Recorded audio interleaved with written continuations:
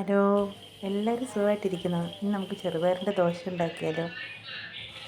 ഞാൻ ചെറുപയർ ഒരു 4-5 മണിക്കൂർ കുതിർത്തെടുത്തിട്ടുണ്ട്. നമുക്കിന്ന് ചെറുപയർ ദോശ ഉണ്ടാക്കാം കേട്ടോ. അപ്പോൾ ഞാൻ കുതിർത്ത് നന്നായിട്ടിത് കഴുകിയൊക്കെ എടുത്തിട്ടുണ്ട്. ഇനി നമുക്കിത് മിക്സിയുടെ ജാറിലിട്ട് നല്ലതായിട്ട് അരച്ചെടുക്കാം കേട്ടോ. അപ്പോൾ ഇതേ മിക്സിയുടെ ജാറിലോട്ട് ഇടുവാണ്. അപ്പോൾ ഇതേ ഞാൻ മിക്സിയുടെ ജാറിലിട്ടുണ്ട്. അതിലേക്ക് ഞാൻ 2 പച്ചമുളകും ഇത്രയും ഇഞ്ചിയും കൂടി ഇടുന്നുണ്ട്. ഇനി നമുക്കിത് നന്നായിട്ടൊന്ന് അരച്ചെടുക്കാം കേട്ടോ. നല്ലതായിട്ട് കുറച്ച് വെള്ളം കൂടി ചേർത്തിട്ട് നമുക്ക് നന്നായിട്ട് അരച്ചെടുക്കാവേ. അപ്പോൾ ഇതേ ഞാൻ കുറച്ച് വെള്ളം ചേർക്കുന്നുണ്ട്. അപ്പോൾ നമുക്കിനി നന്നായിട്ട് അപ്പോൾ ഇതേ ഞാൻ ഇങ്ങനെ ഒന്ന് അരച്ചെടുത്തിട്ടുണ്ട്. ഇനി ഒരു ശകലം കൂടെ അരക്കണം. അതിന് ഞാൻ ഇപ്പോൾ ഇത്ര അരച്ച ശേഷം ഞാൻ കുറച്ച് ഉപ്പ് ചേർത്ത് ഒന്നും കൂടെ അരച്ചെടുക്കുവാണ്. അപ്പോൾ ഞാൻ ഇതിലേക്ക് കുറച്ച് ഉപ്പൂടെ ചേർക്കുന്നുണ്ട്. ഉപ്പൂടെ ചേർത്തിട്ട് നമുക്കിത് നന്നായിട്ടൊന്ന് അരച്ചെടുക്കാം കേട്ടോ.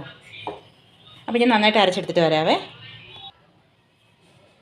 അപ്പോൾ ഇതേ നമ്മുടെ മാവ് റെഡി ആയിട്ടുണ്ട്. നമുക്കൊരു പാത്രത്തിലോട്ട് ഒഴിക്കാം കേട്ടോ. ഇതേ ഇങ്ങനെ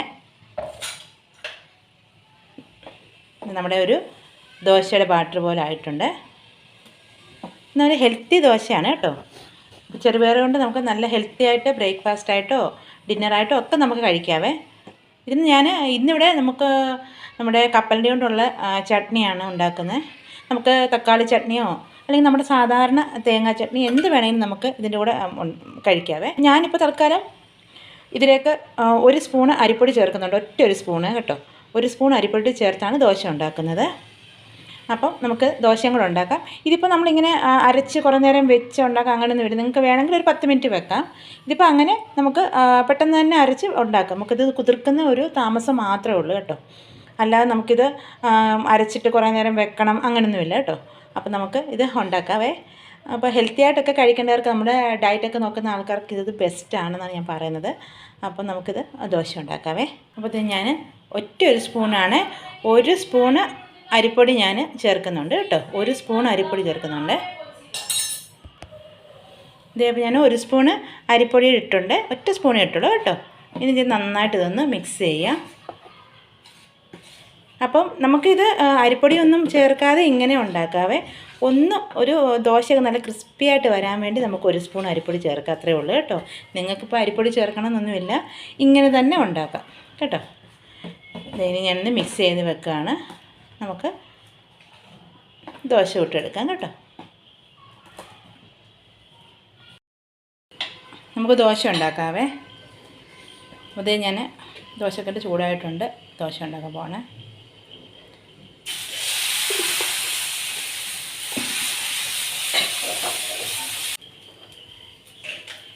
അതെ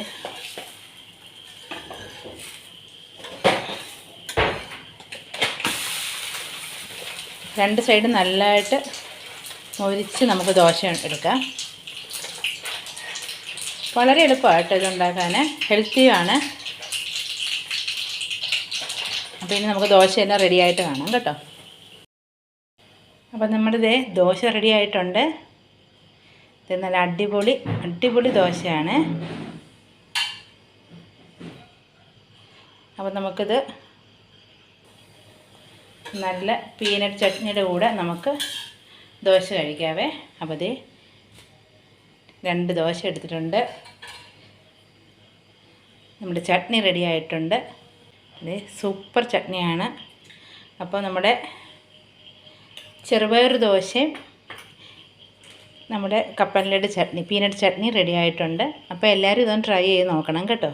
ട്രൈ ചെയ്ത് നോക്കിയിട്ട് നിങ്ങളുടെ ഫീഡ്ബാക്കെല്ലാം അറിയിക്കണം. നിങ്ങൾക്ക് എൻ്റെ വീഡിയോ ഇഷ്ടമായാൽ സബ്സ്ക്രൈബ് ചെയ്ത് സപ്പോർട്ട് ചെയ്യാൻ മറക്കരുത്. ലൈക്കും കമൻറ്റും ഒക്കെ ചെയ്യണം കേട്ടോ. അപ്പം അടുത്ത നല്ലൊരു വീഡിയോ ആയിട്ട് വീണ്ടും കാണാം. എല്ലാ കൂട്ടുകാർക്കും ബൈ.